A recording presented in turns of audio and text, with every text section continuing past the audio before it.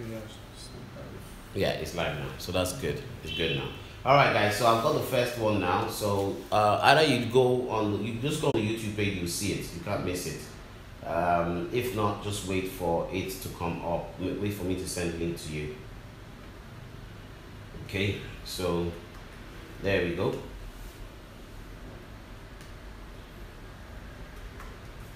You just go on the YouTube page, you see it. You can't miss it. Okay. If that's the new one, for it to come up. That's the new one. We just send it to you. Okay. So there we go. All right, I'm gonna come out of here if you don't mind. Yeah. So let's. Very bad connection. What you do is just do that. Don't worry about that. What he's saying. Don't worry about what he's saying there. I think we should be okay like that, so that when I'm explaining it, it kind of shows. All right. So can you all see, please, so that when I go on the screen, it's perfectly okay. I've sent you a new link. Can you all see? I think black would be better. You know, it's fine. Can you all see? Please let me know you can all see. Type. Okay, good. So they can all see. Good. So let me get started. We can see, KG. Okay, good. That's the black one right here. All right. So is it clear from here? Yeah. You can see from here. Yeah. Okay, good. So here we are. This is one property, and you can hear me clearly, right? Yeah. All right. So this is one property. This property is 50. It's in prime location and yields rental income of close to 20 mil a year, and that's short let. So you buy it at 50 mil, you're making 20 mil, almost 50% of the value every single year. And that happens a lot here. So we now say that that property, we're going to break it into 1,000 units. And this 1,000 units will equal 1,000 annex coin. I'm going to make it as clear as possible so that you can understand exactly how this works, as basic as possible. Now, you now have 1,000 units equals 1,000 annex coin. If you break this property into 1,000 units, that means that each unit is worth 50,000 naira. All right? 50,000 naira is like I think it's about, maybe about 120 pounds or something, I don't know. Yeah? Okay? So, average Joe can own this property, or own a stake in this property from as little as 120 pounds, like so. Okay? So that is what we do. Now, what we have decided will be the best thing to do, if I can come over here, is this. We have decided that we are going to take 50 million naira and we are going to buy, so we're going to take 50 million naira and we are going to buy Bitcoin with it. Now, when we buy Bitcoin with it, because of the way the market is right now, we're very, very sure, without a shadow of a doubt, that eventually that will double before it crashes. At least we know it will double before it crashes. Okay? So we now have 50 mil plus 50 mil that we've made. We now liquidate this 50 mil and secure this, like so.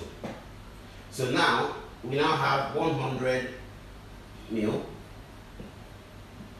and from this 100 mil, 50 million of it is invested in Bitcoin, while the other 50 million is invested in real estate. That is increasing in value. So what we are doing is that when we buy this, we're buying it at cost price because we're buying it off plan. So let's say that we buy this at 50 million, knowing that when it's completed, it's 65 million. That's what happens over here when you buy off plan. So automatically, you've already made a 50 million gain. Now, we also know that we'll have a yield of close to 20 million every single year. So that gives us, that means you now have, basically, you now have a potential valuation of 65 plus 20, that's 85 million. Now, if you think about it, your initial investment was 20, you now have 35, which is pretty awesome. But you also have Bitcoin, which can turn into whatever. Now, there's the issue with a lot of people. So if you don't mind, I hope you understand that. So I'm going to take that off. I'm going to take this off as well. And I'm going to show you what's going on right now. So, average Joe is excited about Bitcoin. So average Joe takes £10,000, for example, and buys 2 Bitcoin at £5,000 each. Although right now it's $5,800, almost $6,000. But I'm just using pounds right now. Takes £10,000, buys 5,000 times 2 Bitcoin. Yeah? So now he's sitting on Bitcoin, hoping that it's going to go up. Now, we all know that there's a strong chance it's going to go up with the way it's going. Okay? But if this crashes, if the market crashes, his £10,000 is gone. He's lost all his money for life. So you now have to feel sorry for those that have 1 million, 2 million, or you hear of the guy that sold his entire house and put it into Bitcoin. It's zero. There's no netting. It's like shares. Like if your shares in, for example, Facebook drop by 30%, you're okay. You just sit down and wait. I hope it makes sense. And then maybe it will go up because you invest in a lot more secure companies. You know that actually before this company crashes, you've looked at the financials, you understand what is netted against. It kind of makes sense. But with Bitcoin, it's based on perception. It's based on optimism. It's only as good as what people think it is. And that's very, very dangerous. So I don't like this kind of investment, and I would never advise anybody to do it because I wouldn't do it. So what I want to do, which I think makes sense, is this. This is Joe. Joe buys Annex coin. Okay, let's say he buys a total of £10,000 Annex coin. Is Annex coin. So I like to use our icon so that people are used to it. Okay? So Joe's Annex coin for £10,000 is netted against his property, which already, if you you have your iPhone, right? Yeah. Do 50 divided by 85 times 100, please, as an estimate. Okay, so the initial value was 10,000, which means that the moment his property is in here, it's netted at what? 58. Huh? 58, that's 59%. 59%. Yeah. So he's already got a 59% gain on this. His money is secure with money on top. Now, that money is also invested in under Annex, because our Annex coin is netted against, Bitcoin. So what we are saying is that if Bitcoin goes crazy and becomes times 100 or it becomes times 1,000% that people are having, then you're lucky. If it becomes zero, who cares? My money is still growing at 59% every single, well, it's grown at 59% and it can grow by maybe another 20 or 30% every single year. Why? Because first of all, we brought property off plan, giving it an instant valuation, and because of rental income, it continues to generate revenue. But it's also growing in valuation every single year. So you have 3 ways that this is growing, while this one is only based on perception. So I hope you understand what our Annex coin is from that point of view. Okay? Now, so this here is the logic of how we value Annex coin. Now, the more properties we buy, now what we are doing is this. If this property is 50 million, we can only sell 1,000 units of Bitcoin to maintain that value at 50,000 each. We will never sell more than 1,000 units attached to this property. We acquire another property. We increase it to 1,000 units. Say for example, we'll never, if it's another 50 million, we'll never sell more than that. So that always maintains the value. Something nobody else is doing. Now, what we are now saying is this. Now remember, it needs to be a storehouse. Okay? So one, it needs to be a storehouse. If you can remember what I said, if you look at the screen and try to remind me of, no, the computer screen. So where I copy this stuff. So it needs to be a storehouse, it has to be a unit of account, and it has to be you have to be able to transact it. I think I've got it before you can find it. So, is it a storehouse? Yes. Yeah? A storehouse of value? Yes. Do you have a unit of account? Yes.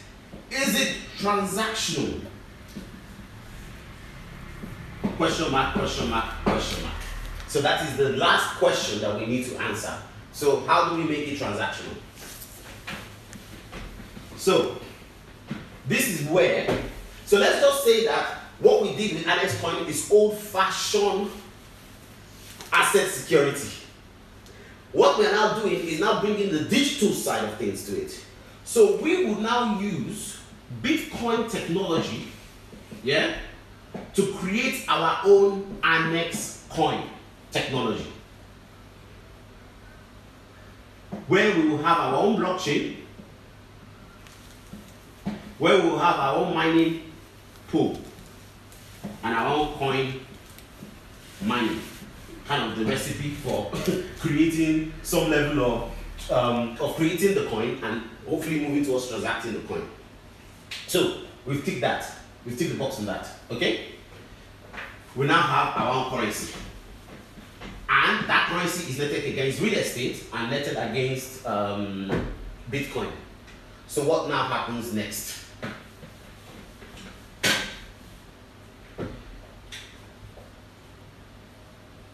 Value through transaction. So value through transaction is this. Imagine a website.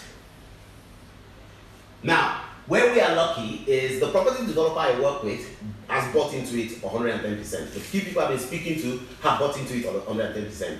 A few investors have bought into it because it's no brainer. Because people have gone to meet them and say, oh, invest in Bitcoin will become this. But they know that especially older people, they know if they lose their money, it's gone. Older people don't like that kind of thing. They like security. So what I've now been able to do is get people who are like, yeah, let's do this thing. So you now have property developers who are giving me their properties, and they are happy for me to buy those properties in Annex Coin. So you now realize that our Annex Coin is valued based on all of this property portfolio, which is owned by thousands of people, where they own a unit or units of Annex Coin, which when you think about it, makes a lot of sense. So, let us now say that we now know we have a big massive portfolio in here. And the funny thing is that you can start with just one. You don't even start with 10. That's how what makes it so cool. So, I want to buy a property. To buy that property, what do you need? Annex Coin. You have to trade in Annex Coin. Any of our properties that you want to rent or stay in, you have to trade using Annex Coin.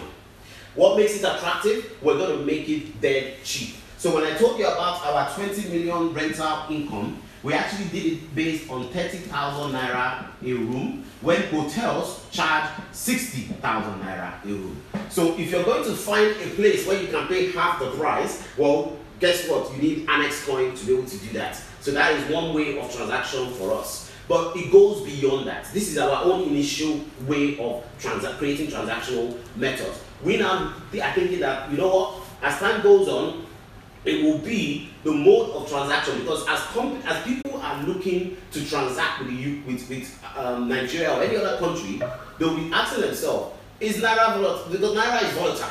A lot of people are like, oh, I want to invest in Nigeria. I can't invest in Nigeria because I think this is going to happen. But you know what? There's an Annex Coin and it's valued on all of these properties. Come what may, I basically will be perfectly okay, which makes perfect sense. So now, let us now look at the trading platform. And this is where it gets really, really good. So imagine this. Imagine you want to buy Annex coin. So we'll tell you that Annex coin is maybe 100,000 Annex coin to, I'm just making this up, to 1 Bitcoin. I don't know how Bitcoin is done, but maybe 1 Bitcoin. Okay? So I want to buy. So you can now buy a part of Annex coin. I'll tell you how many Bitcoin you can get and how much that is in Naira or how much that is in pounds. Okay? Now here is the beautiful thing about it. Let us say that the initial guys that started with us bought theirs at, say for example, 50,000. So I bought, let's say I bought, I have to make this up now. Well, not entirely make it up, but let's say I bought 1 Bitcoin. Can you do me 5,000 divided by 5,500 divided by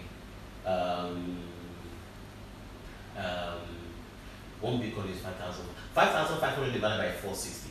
In fact, let's do it in pounds. 5,500 divided by actually, if I do it in pounds, then it's kind of equates. It's like 4,800, isn't it? Yeah. So let's just say you bought. Let's just for rounding number up figure for purposes. Yeah. Let's say it's 5,000 pounds a Bitcoin. Okay.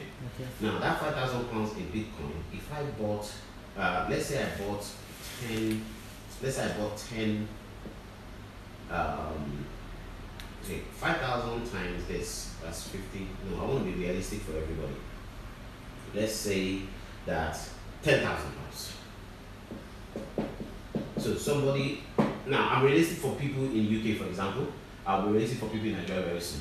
So let's just say that somebody bought Annex coin, worth of 10,000 pounds worth of Bitcoin. So he has 2 Bitcoins.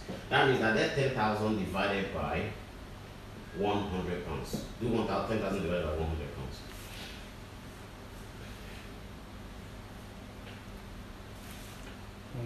Hmm? 100. Okay, so that is 100 Annex coins. So that person has 100 Annex coins, is 10,000 pounds, right? Yeah. So 100 Annex coin is equal to what? Does that make sense? And if you do it in terms of money, that is 10,000 pounds is equal to what? To what? Bitcoin.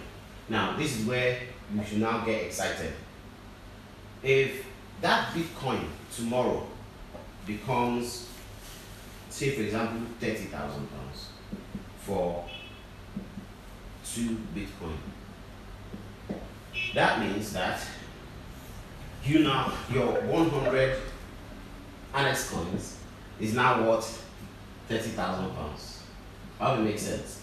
And also is secured against the original valuation. So that 100 Annex coin over time also would have increased. So the maybe is worth now 300 Annex. No, actually let's go because property. Let's say it's like maybe what 180 Annex coin. Okay. So if you lost all of this, if it became 0, if your Bitcoin became 0, you still have 180 because it's secured against assets. If it becomes 30,000 pounds, you actually have 30,000 pounds to play with. Now, why would people be more interested in Annex coin? This is where it becomes important to you. The average Joe Black does not want to put all of his money in Bitcoin for it to become 0. So the average Joe Black will rather come to you and buy your Annex coin, knowing that come what may, at least some of his money is secure, while he can take that risk on what? Bitcoin.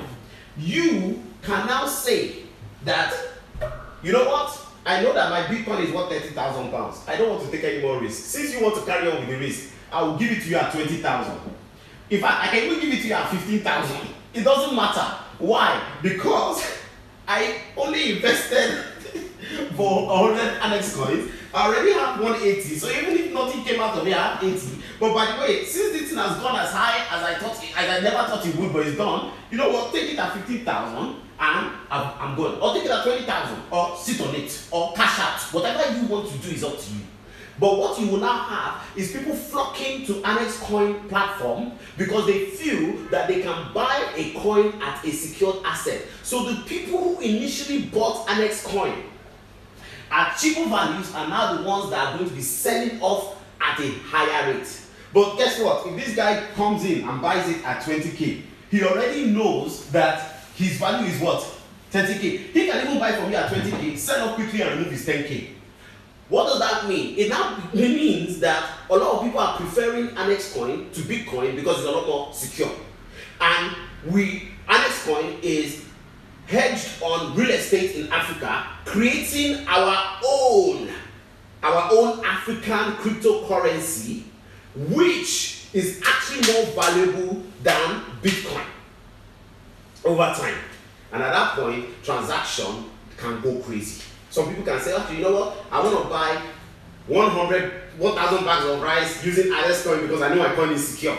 Or it's just crazy. So it's a big vision, but the funny part of it is that it's big, but it's so realistic. It's so easy to do.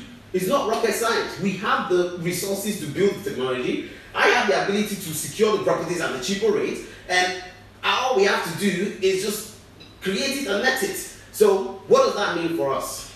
And I hope this kind of makes sense. I really hope that I didn't. Did it make sense?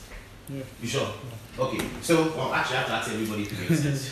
All right. So what you have to look at is this.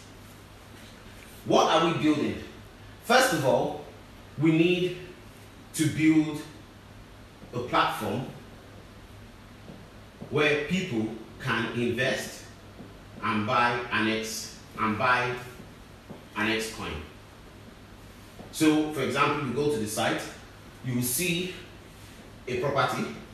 We'll tell you how much that property is. We'll tell you how much the valuation is. So we're buying it at this price. It is now valued at 65 million, for example, and the rental income is this amount. Okay, and how many units? There are only 1,000 units. How many units do you want to buy? You buy your units. Okay, so that's one. All right. Now we collect our income. So that's the invest and buy Annex Coin area, which is pretty awesome. So that's the first platform. Let's move on to the second platform. The second platform is the tricky one, but it is actually creating our own Annex Coin currency creation. If you want to put our own cryptocurrency. All right. Now that one includes the mining, the pool mining, and basically taking the Bitcoin code and replicating it. So that's a lot of development work in that respect as well. So that is the third phase. The final phase is the trading and transactional platform. And the beautiful thing about this thing is that these things can be done in phases. Phase 1, phase 2, phase 3. With each phase actually increasing valuation for us for the next phase. So for example, the moment we buy our first property, we already have value. The moment we start trading, we already have value. The moment we start transacting, we already have value. The only worst thing that can ever happen is for there to be a massive tsunami, or for there to be a natural disaster, and basically something happens to the property. That's our risk there. But the chances of that obviously are pretty slim. So that's where we're going. Any questions, ask now and I can address it, and then we can move on to that. For those people that are managing the Digital Landlord project, you might want to change your project name to Annex Coin, because that is very much our focus. Digital Landlord is a great name. We'll be using it for very much the transactional part of things where people are renting and buying and stuff like that. But reality is they are trading in Annex Coin, which is more important. Now, if you want to join the group, you have to obviously kind of let me know, and we'll add you to the group. It's exclusive, so it's not something that anybody and everybody can join. We only want serious people who are actually interested in it. But if you're part of the project, then you can join that project and be a part of it and really enjoy and learn and be educated about the cryptocurrency industry. So that's where we're going. It's a very big thing for us, and we're definitely not shying away from it at all. So questions, please. I'll look at all right, somebody said how much. So okay, I can see your questions here. So somebody said how much per month do we need to invest? Well, fantastic question. Nothing per month. That's your choice, and I'll explain to you what I mean by that. So think about it this way. Our first property is 50 million, like I said, 1,000 units. You buy 1 unit, that's 50,000. Okay, that's 1 unit. And you can decide that that's all I'm doing. I'm sitting on that. Let me know when let me know when it's 80,000 and then I will sell. Or let me know when it's 200,000 and I will sell. It's just that simple. Or you realize that it's growing and every single month you want to buy more units. So, but for example, you can't buy, once this unit is sold out, you can't buy. You can't buy this because if we sell 1,001, we have devalued this. So we can never sell more than 1,000 per property. So you have to wait until the next property that we buy, then you can now buy another one part of the 1,000 units. Now, how many units can you buy? You can buy as many units as you can afford. Well, we're trying to make it, what we're trying to do is make it as affordable for everyone as possible. And also our risk is shared. So for example, instead of you looking for 10,000 pounds to buy one Bitcoin, so if 5,000 pounds to buy one Bitcoin and your money disappears, you can invest as little as 50,000 naira, which is like 100 pounds. And if anything happens, but guess what? Nothing's going to happen because your money is already secure, which kind of makes a lot more sense. So I think that kind of helps. Remember when you sell your Annex coin, you automatically lost the property? No. Yes. That's a very good one. Can you do me a favor and help me click on here so I can help you? Because that's the only way I can actually answer it. So just click on here, then I can read it properly. Okay. So somebody said, remember when you sell your Annex coin, you automatically lose the property share, right? Yes, absolutely. So at the end of the day, let's think about it. Yeah, you bought 50,000 units.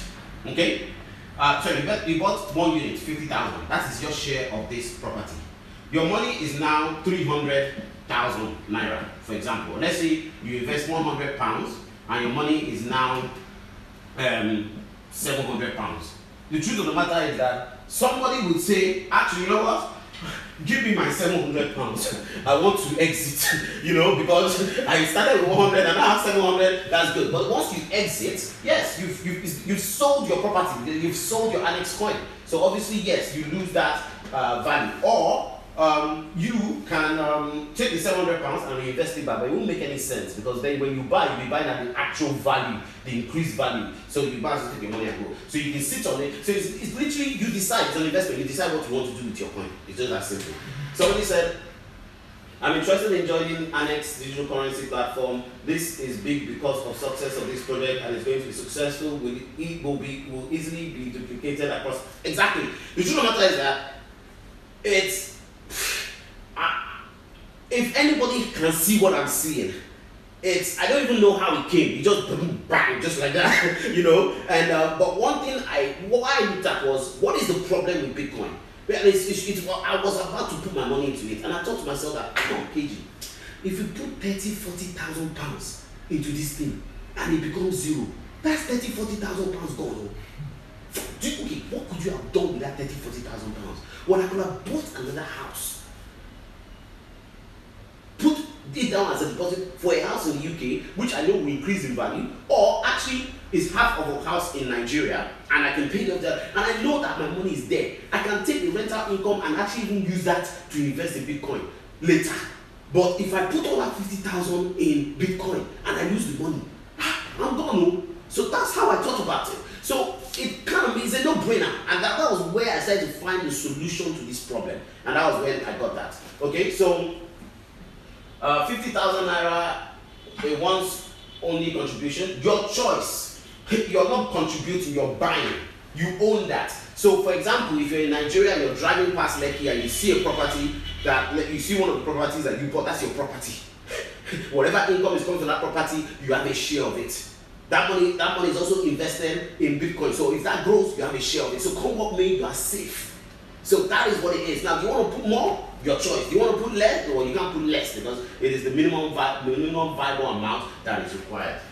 So next one is, do we have to invest to be able to? No. You can work on the project. I actually want everyone to be a part of that project. Why? Because you're going to be educated on the technology behind Bitcoin. You're going to be educated about the opportunities that Bitcoin produce, and we need you for the future. I'll tell you why. Let me give you an example. So we don't need everybody doing this. Who cares? What we need are, we told ourselves that we're going to look for 100 to 1,000. I already had 10 people that joined me on something else, so I'm happy with that. So whether you come on board, it doesn't really matter. What matters is we're going for 100 to 1,000. 100 means that it's 500,000 naira. Yeah? And 1,000 means it's 50,000. So the question is, the next set that we have, are they ready to, which one are you going to do? Now, I'm not forced. If you just want to join the project, like I said, you will learn a lot about this. And also it will save you having to kind of make mistakes if you're trying to invest in it as well, because you become a lot much wiser. But you who don't invest are more valuable to us later. Why? Because the day you realize that there's an Annex Coin platform, and that platform is making people money and is a lot more secured, you are the people that will come and be buying here, and then these guys will be selling to you at a higher price. So they will be cashing out. So to me, it's a win-win situation either way. So that's why I'm pretty excited about it. Next one. We, Digital Landlord, have elicitation questions to present. Can we go now or wait till afterwards? You will go. So what I can do is we can let you talk first. So that is what we'll do. After the sponsor meeting does their talking, you can now come and talk. Who gets the property at the long run? You actually got Bitcoin for example 15 naira, and how do you use the same funds to Bitcoin the property? Okay, good. So there we are. That's a very, very good question. So let's answer that question. Now, if you're on the group, you would actually know the answer to this question because we gave a poll early today. What we suggested to people was, guys, do we use the 50 million to buy the property first and then use the yield to use the yield, the rental income in shortlet to buy Bitcoin? That was what we suggested. Or do we use the 50 million to buy Bitcoin, knowing that it's going to literally double or triple very soon, and take 50% of it to buy the property and keep 50% of it in Bitcoin and now establish from there? That was the decision that we're making. It will shock you that only no, let's find out. So if you can go back to the screen, I'll show you. No, stay where you are. So if you're on my computer, if you're on the webinar, just come, we'll go to the Annex Coin group. And on the Annex Coin group, you should find the poll we had today. And that poll, okay, so let me quickly update the poll actually, just in case there are more people. And if you're among the people that have not voted, please vote and let us know, because we got you guys to vote early today. Okay, so it's actually up to date. So if you come over here, you would find that 84% of people actually prefer that we just go straight invest the money in Bitcoin, because a lot of people are very confident about Bitcoin, while only 16% of people say, you know what, let us use the price. So you realize that a lot of people are more risk, are more in tune with taking that risk because they're a lot more confident. So what we are doing is we will be making a collective decision. So it won't be, oh, I'm going to go and make a decision, man. All of us will agree together, then we will do it. So that risk is a risk we are taking together. So if you think about it, it's almost like we're getting involved in it together. But the question somebody asks is, who then owns the property? You own the property. That's basically what it is. So if you look at it, we took 50,000 from you to buy this thing. You own it. It's attached to an Annex Coin. The only day you don't own that property is the day you sell for profit. I hope it makes sense. All right, let's look at any questions that you have more. Where is it? Okay, that's the question box. Okay. Security. When the platform is built, what will put in place against data breach? So now this is where we now have to learn. Okay, so that's why that's why I said we're going to take the Bitcoin code. So we're taking the technology because I don't have time to go and start learning how to do this thing. I'm going to take existing code that works, and then I'm going to now learn about the data security and replicate the same thing. Now that's what we are going to do. So we still have a long way to go when it comes to the trading platform, but when it comes to buying the actual real estate and everyone's going to have a certificate, a deed certificate or something like that gives them the right to that property. So the manual process is still going to be the first option, so that everybody will say this money is secure on this. And then later on, when we start to digitize things, then at least we'll have a much more secure system. So we don't need to worry about that right now, because we'll follow the existing model and then build on top of that. If a person buys a unit of Adex coin and sells to a digital guest, does that reduce the unit of? No, it doesn't, because remember what I said to you. So this is how it is. It's transfer of ownership. So if you come back to the screen, remember, let's just give an example. There's only 1,000 units. If you have 10 units and you sell your 10 units, so you sell 10 units, well, it just means that transfer of ownership has gone from you to this person, and we still have our 10 units. We will never sell 1,010 units, because that decreases everybody's value. At that point, we are defrauding you. I hope it makes sense. And that will be in the contract that the company, the REIT, go and type the other RIET or REIT. That company, that investment company, cannot sell beyond the value of that asset. It has to sell over it. It cannot sell below the value of the asset. It has to sell over it.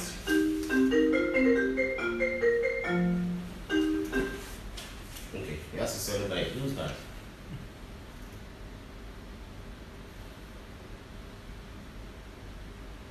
Okay, well, you know what I'm saying now. Alright, so that's fine. So what else is there? I'm going to ask two more questions and we'll move on. Do you think the present cost of buying property in Nigeria is too expensive and is based on false economic? Okay, good. That's a very good question. So now, you have to be in Nigeria to understand what the heck is going on here, honestly. And I'm so happy that I'm here. So yesterday I met a friend of mine, James Madike. He's actually a financial investor, risk investor, something like that. And he opened my eyes to some things that I was like, I felt so stupid after speaking to him. And one thing he told me, he said, hey, financial intelligence is very important. They said there's so many people making money but they have no financial intelligence. So he was living in the UK and literally moved to Nigeria. And he kind of mentioned a lot of things to me. He said the problem with a lot of people is they don't understand Nigeria. Because of that, they assume that everything here is all fake.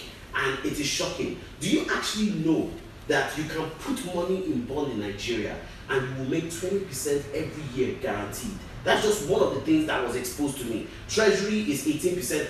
There's nowhere in the UK you can get that kind of return on your money. But let's just leave that for now. Where was he going with this? When he came to Nigeria, he actually bought his first house. He bought his first house in Lekki for 75 million. 4 years later, it's 125 million, okay, which is absolutely nuts. I can say the same for a few properties I'm aware of myself. Now, there's a lot of properties springing up in Lagos. Why? Because there are so many people in Lagos. That's the other place, the most populous city, and there are a lot of businesses coming up. You have what do you call it? Eco Atlantic, which is like a replica of Dubai that's coming up. You have Lekki Free Trade Zone, and it's just unbelievable. So it's a booming. It's called an emerging economy. Emerging economies. There's too many opportunities. It's like being in America during the industrial age, where millionaires were just springing up because there was so much land. So they will give you this land, the government will give you this land, go and do this. Everyone just become millionaires, and that's why America is so rich. It's the same thing we're in right now. So the economy is booming, and here's the shocking part of it. The economy, Lagos, I don't know the rest of Nigeria, but Lagos, the economy of Lagos is not reliant on the government. If Nigeria should crash, for example, Lagos will be a thriving economy. So, and that is why a lot of people are flocking here. And all you need to do is use your eyes to see. With all there's no money, people are packing here every single month, paying 150,000 naira for training, renewing their subscription. It will shock you as to how much people are flocking in here. It will shock you as to how much clients are paying me to say, can you do this advertising for me? Can you do it? So look, there is no bubble here. This one is the real deal. In terms of property valuation, well, think about it. What the issue? Okay, let's give an example. In Ikoyi, you cannot buy a property for a minimum of what? 200, 300 million? It's ridiculous. That Ikoyi is just how many minutes from here? No, actually, from Lekki, about 20 minutes, right? Yeah. So it's like you have a 200, 300 million, some in Banana Island, the property is like 1 billion pounds or something like that. Now think about, 1 billion naira or more than that. Now think about that, and you now have the surrounding areas like Lekki. They go up, it goes up. It's just common sense, you know. So consider Lekki as London. Consider Lagos Island as like London's kind of central London and London area, and then everywhere else as outside London.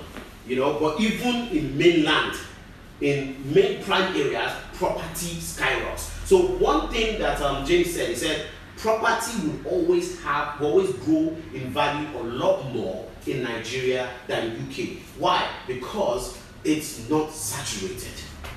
And that's where I am going. You know, so in UK, for example, you have to chill, it will increase by, it depends on where. If you're in London, which is the prime hub, the property will always go up because that is the capital city. That's where people are doing business. So when people are doing business, property will go up. When people are not doing business, property won't go up. It's just that simple. I hope that makes sense. All right, next one. I'll take the last two and that's it.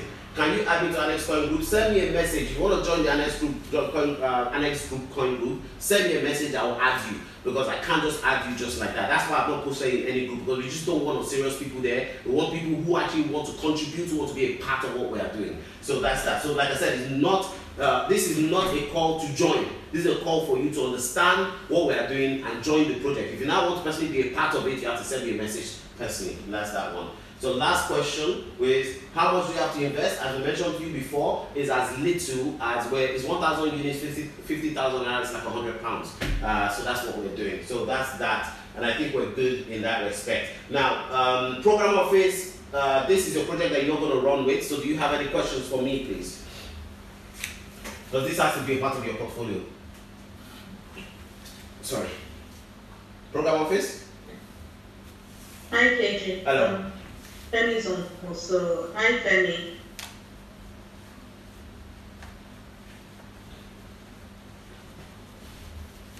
All right. Hi, KG. Hello.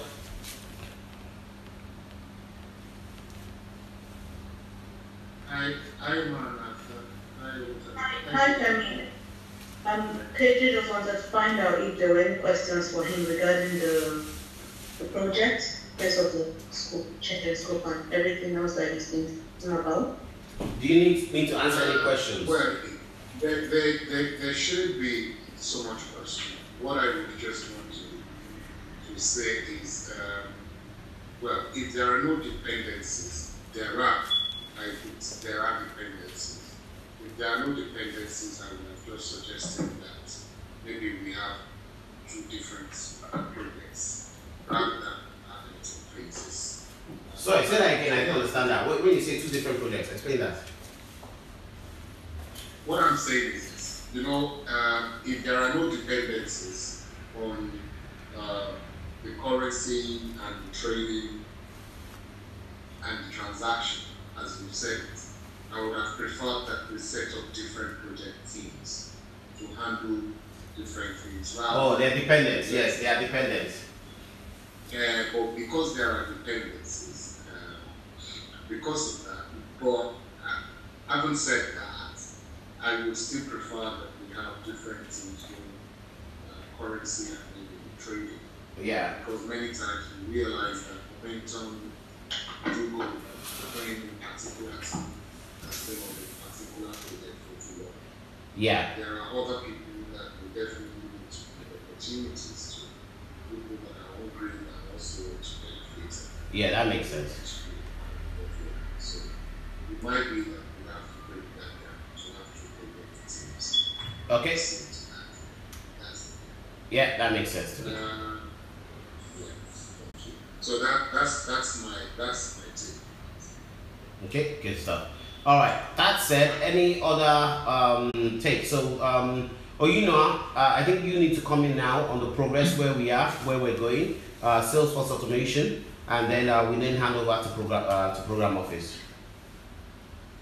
Okay, can you hear me? Yes, we can. Should we give you control of the screen? You can't see much, but yeah, you can do. I think you already have control, don't you? Okay, show my screen. Okay, there you go. My screen. You should have control. There you go. Okay, so we have acquired Salesforce Pilot, and we've done 3 sessions with them, onboarding sessions where we've covered getting setup, the general, the basics, covered creating our emails, linking our landing pages and forms, the form handlers, getting tracking codes off of Pardot, putting them on the website so that Pardot can track activity. Based off of the connectivity with the tracking code, it's starting to collect a little activity information. However, we haven't completed the connectivity, so we're not going to be able to see the whole full journey, but you can see some activity there, KD, just based on the tracking code that we checked. So when this is complete, you're going to be able to see, all the activity across all touch points, Facebook, Google. All right. Do we want to explain to people what we mean by automation? Salesforce sales and marketing automation, because recently someone got a job in this as a Salesforce PM or BA, I can't remember what it was, which was pretty awesome. And this is an area that we're really trying to get people skilled in as well. So do you want to actually explain why we are moving towards automation, so people are not just looking at something that they're thinking this is over them again? Sure. So as everyone knows, Salesforce is our CRM choice. CRM means customer relationship management. So primarily, Salesforce tool focuses on their sales cloud. So it's basically where you manage and collect your information about your leads and your customers, where you manage the information throughout the life cycle. So not just when they're a new customer, but on to when they become, a returning customer. You save all of their account information on there. And what you start to find, and then you used to do that, connect with an external tool to do email marketing. However, what you start to find as you grow is that your marketing is happening across various channels, but it's difficult to see exactly what is working and how all is connected without the marketing automation tool. It's also difficult to manage relationships efficiently. So for example, I can send an email to you on Salesforce and I can see whether you've clicked it or not. But it doesn't tell me whether that's your first interaction with me. I have to go to Google Analytics to see what sort of activity is on the site, but it doesn't tell me that that was you specifically. And I have to go on Facebook to see what the engagement is, but it doesn't necessarily tell me that that was you specifically who was engaging on the stats, I mean. So what the marketing automation tool does is when I click on a prospect, I can see when that person was on my Facebook page, when the person moved onto the website, what pages they looked at on the website, and how long they spent on those pages, and it's personal to you. And I can set up an intelligent form that collects information from you while you're on the website based on your session. So if I ask for your name, your email, and your phone number today, the next time you go on the site, yeah? Sorry, KG, I think we can see on YouTube, we can see your Telegram. Oh! Messages. Yes.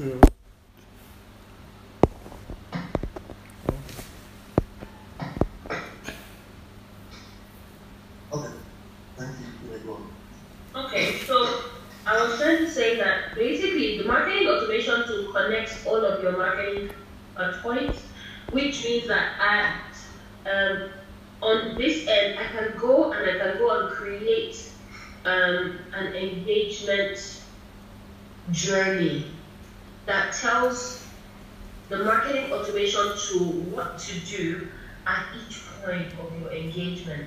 So from the point where you've come onto the site and you've filled out the details, I can create an engagement journey that engages with you over the lifetime of your relationship with me. What does that mean? You first sign up, and the first thing you get is obviously welcome, you created a new account. If you have not logged into your account in 2 days, I can generate or I can trigger an automatic reminding you about your free trial account and telling you the benefits and the things that you can get out of it. Based on the videos that you've watched, I can generate automated emails that will tell you what to watch next, without calling you and without having to do anything. Based on your preferences and that you do on our website, I can generate more intelligent recommendations for you. I mean, the possibilities are so endless, it's ridiculous what I can do with this. You know, I can connect it to our webinars. So instead of us where before when we would run a webinar in order to generate customers, and then we'll have to manually go and extract the list of people who attended it and start to filter and all of that, I can just connect my webinar straight here and it will generate the prospects for me based on the people who attended the webinar. And then I can create a whole engagement journey to connect with after the webinar. So based on whether or not they decided to buy, obviously I'm updating whether they bought or not. I can constantly engage with them until they make their buying decision. Also, with the new onset of GDPR, I have the ability to create a marketing preference center. So you are at the liberty to always adjust and alter your marketing preferences, choose what you want to receive, choose what you consent to, and that is all done automatically. I don't have to manage anything manually anymore. It's just great. It's just great. I mean, the features is taking.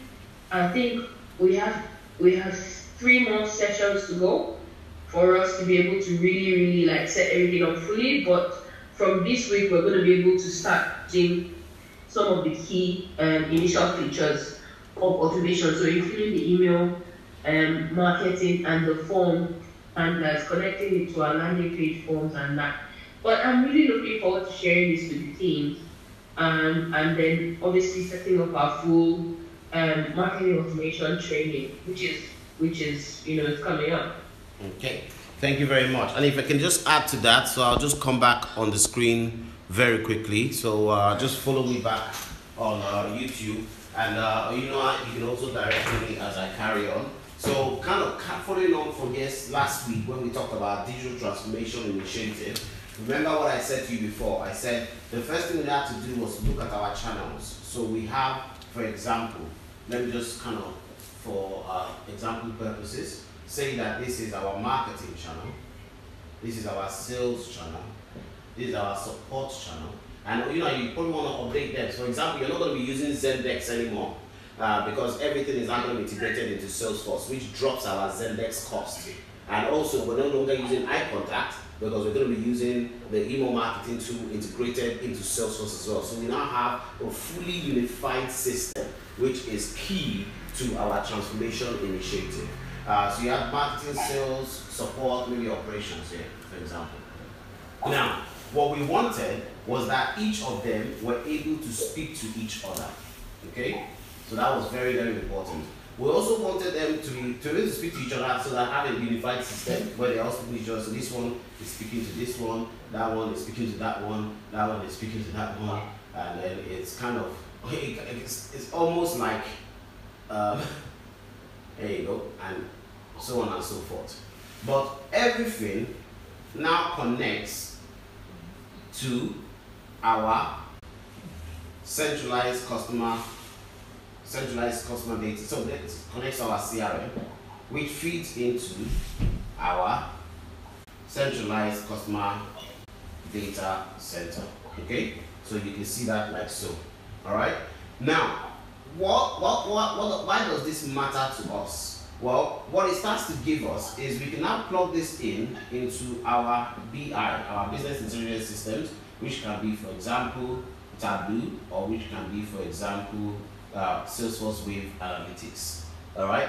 Now, by doing this, we are now able to make an informed decision on what's going on in the business. So, if we now look towards our initial transformation initiative, it was to digitize and automate every area of the business. So digitization we did.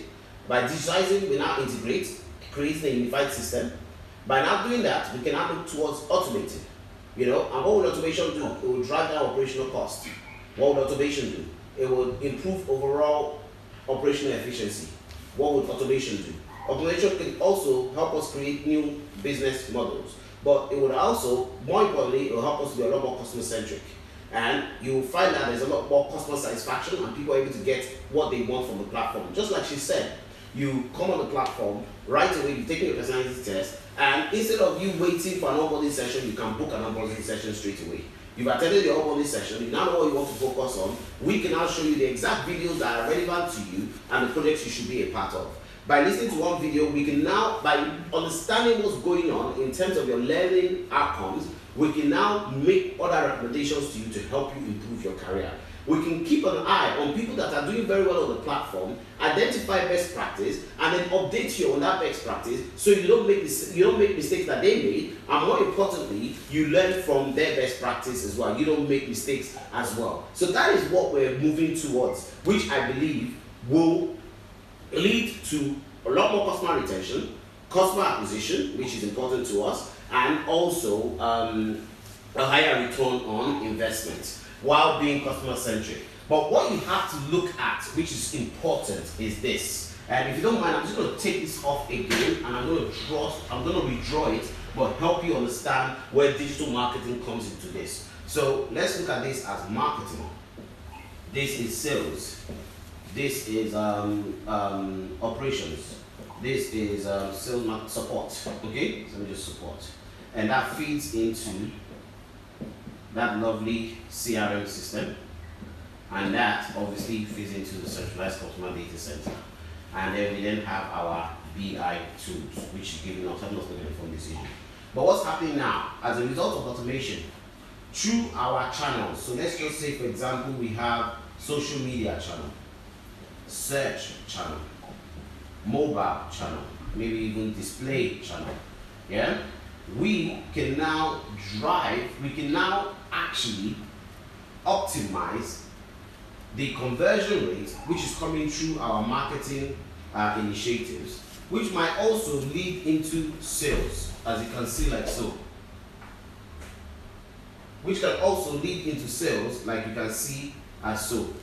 And then, based on what is happening here, feed that back into analytics, and based on what we know about our customers, feed that here and be able to know exactly what's going on in terms of, okay, on social media, we have X amount of customers, we can find more customers like that on social media. In terms of search, in terms of mobile, in terms of display, it's just, you just realize that you now have what we call data-driven digital marketing, because we're informed by data, and we're also getting insights not just from our customers, but from also potential customers that are coming onto the platform, which now helps us to hopefully drive down our marketing costs, which is ridiculously high. We've been able to optimize it, but we want to drive it down even more, but also increase our conversion rates. And when you come over here, give you the best customer satisfaction possible, so that it leads to customer advocacy. And I hope that makes sense. You know, you want to add something to that as well. So that makes perfect sense. I mean, someone was asking a question about, so basically you can't do CRM without knowing what's going on with your digital marketing. No, of course you can do CRM. It's just that you can't get the most out of it. You can't do any intelligent marketing because you don't have them interconnected. So you can see what's happening in all of the individual channels separately. but you don't really know how that's translating into what you can see on your CRM. You know, you're doing different things on different channels. You're doing something on social, on Facebook. You're doing different things on search, on your web. You're checking out what's happening on Google Analytics. But without connecting them and seeing how one is translating to the other and what is actually working, it's difficult to be able to measure that ROI. You know, you just know, for example, that when you send an email to a certain number of people, you get a certain number of responses. But how does that explain to you how these people have engaged with you on your other platforms and on your other channels, and what content have they seen before receiving that email that contributed to their buying decision? You don't have that information because it's not a complete setup. It's not a complete journey setup. It's not a connected setup, rather, because you're not seeing the full journey in one place. So that's where the key difference comes in with this automation tool. I mean, the benefits are a lot. There's a long list, but in a nutshell, that's what we're seeing now. Mm-hmm. All right. So looking at where we are going, so at least now, just to recap to everyone, what have we achieved in line with our transformation initiative? Probably hearing it directly from you as well will help in a different way from how I've said it. What have we achieved in line with our digital transformation initiative, and what's left to be done, which we look to complete before the end of the year? And what position does it put us? Does that now put us in a position where we're now a digital player? We're digital transformed digital player, or we're now we've now become a digital disruptive company? Well, where does that leave us, and what opportunities does that give us for the future? And more importantly, how does that help us keep ahead of competition by gaining a competitive advantage and gaining more market share? Because these are things that you will need to talk about when you go for job interviews. Yeah, definitely. KG, that was like a lot of questions, so. Okay, so start with the little you have. I'll carry on with the others after. But so in terms of the transformation initiative, this is definitely bringing us close to the health system, like you said, because it's basically bringing most things, tying everything that we're doing into that CRM. CRM is connected to work experience, and so and our BI tools connected to CRM and eWork as well. So what that's going to do is keep all the information in one place, all our architecture set up around the customer. Everything that we're going to do around the customer. The customer is now the sole entity that matters. If you notice, every information that we collect on Salesforce about the information on eWork is about the candidates, their meetings, their projects, their activities, how often they log in. It's all about the customer. So that's that centralized unit system is where we're heading with this new move. Now, it puts us in a position to now be more intelligent about our marketing. Now, that's an opportunity that we've not had, in as much as we've known exactly what it is that works. People like to hear about success stories. People like to see what is going on and what projects we have on the pipeline. People like to hear what our latest and greatest activities are. However, there are so many information gaps that this now allows us to close. For example, when somebody who's newly interested comes on, they get a lot of information thrown at them. But what this does is they now have an opportunity for us to break it down in tidbits using various channels. So remember the engagement journey? You can now set up tidbits of information to go out to that person, and it all depends on how they engage. So it's not about just constantly feeding you with stuff. It's if you open something or if you click something and if you take an action, Then, depending on the action we take, we respond. So it's kind of like there's always a back and forth with us. Do you understand? Almost like, so there's a real life relationship going on. That is the next level, really. Rather than us having that one-way broadcast and then we decide what happens to you, or unless you speak to us, nothing happens with that relationship. This is creating an ongoing relationship with you, as long as you've indicated interest and you found yourself on our platform, which I think is really, really amazing. Mm-hmm. The other thing, in terms of coming closer to this digital transformation, is being able to cut costs, being able to remove duplication. We have a lot of systems that do the same thing within the business. So being able to remove duplication as a result of getting tools that work, rather than using an email marketing tool that is only giving you half the value of what you're paying. You get something much better. You make the most of the features of the current tool that you're using, and eliminate everything else. Zendesk is going because there's features in Salesforce that cater to what it does. iContact is going because now that we're integrating Cardinal into Salesforce, then we have no need for it. There's a couple of other tools that we've listed as well that are going to be cutting off soon, just so that we can streamline processes and operational efficiency. So you have that increase in operational efficiency. When you are at a point where all this integration is correctly and properly done, you now start to see your ROI. Guess what you start to see? Opportunity. And because of integration and automation, you can respond to your opportunities much quicker. So you can roll out benefits much quicker. So ultimately, you are revenue generating, but you are innovating on a consistent basis, which now takes think and sit you comfortably into that disruptive space. I don't want to go too much into a lecture here, but I believe it's best to roll this out in smaller, but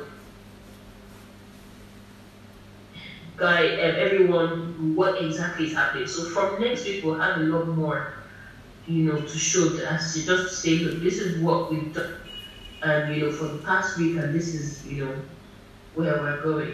Okay. Good stuff. Thank you very much. So just to recap on that, once again, we'll keep doing this every single week so that you understand exactly where we are going. So where are we? So once upon a time, we were. So we're now very much. To me, I think we are clearly a digital transformer, but we want to move towards becoming that digital disruptor. But until automation is fully done, we can't claim digital disruption yet. So let us get to that point. Sorry?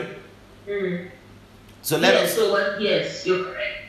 Yeah, so let's get to that point, then we'll be a major disruptor. And this is really good because you can actually sit down with a company and say, look, we used to be a digital explorer, we evolved to digital player, this is how we did, then we evolved to digital transformer, now we're looking towards being a digital disruptor. There's no way they will not want to hear from you in that respect. But also remember one thing I said to you that's very important. It is the pillars of digital transformation, which is very much focusing on customer experience, operational process, and business model. Then looking at the digital capabilities available for you to help you achieve that. Your digital capabilities would involve, for example, moving towards a unified data and processing system, taking advantage of analytics capabilities, looking at your business and IT integration, which we have already done, looking at solution delivery. Okay, so now that we have digitized our services, what solutions can we now deliver as a result of this, which kind of really helps a lot. And what does that lead us to? Well, if you notice, our goal at the beginning of the year, which is very important, so that's the digital roadmap, you don't need to worry about that yet, but our goal at the early part of the year, and I'll get to that very soon, was this. Now if I show you this, actually this is a very important one. So this kind of gives you an idea of exactly what we've been working towards. So having a unified system, centralized customer data center, where we're able where the channels are digitized and automated, in order for us to make an informed decision that leads to better client retention, better client acquisition, and better return on investment. That should be rolling off your tongue anytime, any day. You know, whenever you go for a job interview, that should roll off your tongue. Then the other important thing is, what's our objective? This should be part and parcel of you, especially for when you go for job interviews. DBT's digital transformation initiative is to create a centralized customer data center. Tick the box on that. With multi-channel integration. Actually, we now have unified. We've moved from multi-channel to unified. Unified integration across all channels, be it operational, marketing, customer experience, sales, or support, enabling the business to make an informed decision through data. This will then enable digitalization and automation of all areas of the business while having a mobile-first strategy, allowing us to perfectly integrate into our customers' lifestyle. The expected business benefit, I've repeated that before: better client retention, better client acquisition, higher return on investment, increased market valuation, which we have, stronger competitive advantage, and dominating the education industry by being a major disruptor through effective use of digital. That major disruptor, we're getting there, and we're taking advantage of third platform technology. And this is a very good one as well, that helps you to understand, based on you looking at the eWork Experience platform, what's our digital strategy goals. So increase subscriber rate through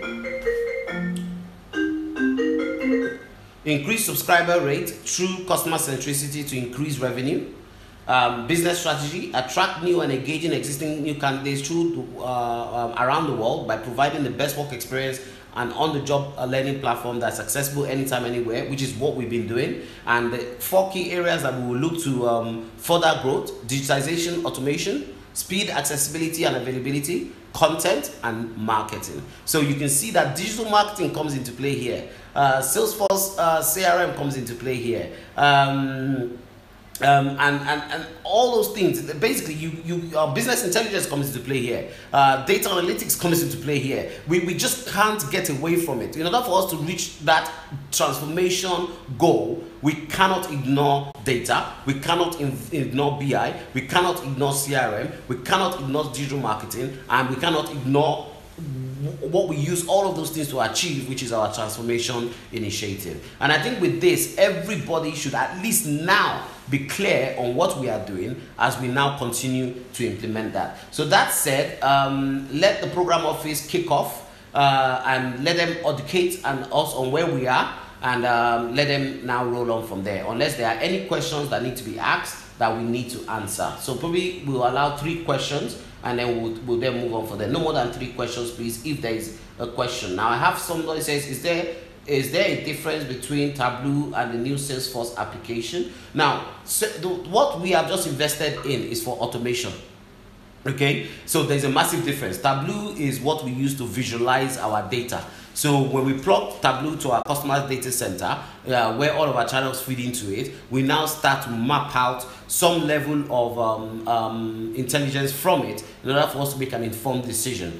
But the Salesforce automation tool we're using is basically, as now that we have digitized, let us now look at automating every area of the business, so that it's driving our operational costs and improving operational efficiency, leading to a lot more customer satisfaction as a result of what Uyuna said earlier, which is customer centricity. The customer becomes is now at the heart and center of our transformation initiative, and I hope that makes sense in that respect. Okay, 2 more questions and then we move on. If you don't have a question, program office would move on, will take over from there.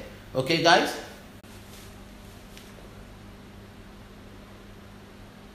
That was about the early question and the most recent question. Okay, good. So program office, please take control, and then let's carry on to 10:30, 11, and then we can round up from there. Okay, so do you want us to hand over to the projects that are presenting now? Well, first of all, let us know where we are. I mean, you should know this by now. We shouldn't be repeating this every single time. Let us know where we are as a business. I'm sure that you are aware of that. And then update, and then you then identify the projects that will present in line with where we are and what we're trying to do, in line with what's more important to us right now. Hi, KJ. Hello. How are you? Hello. Sorry, I just want to quickly ask. Oyinwa. Hi, Terry. Hi, how are you doing? You okay? Yeah, thanks. Okay. Are you available this week for the Salesforce be available for them. Because the question is that for a meeting or because what I'm hearing is trying to implementation. You see some of the No, sorry, I'm gonna cancel YouTube. We don't need YouTube anymore. So bye guys, YouTube people. Yeah, so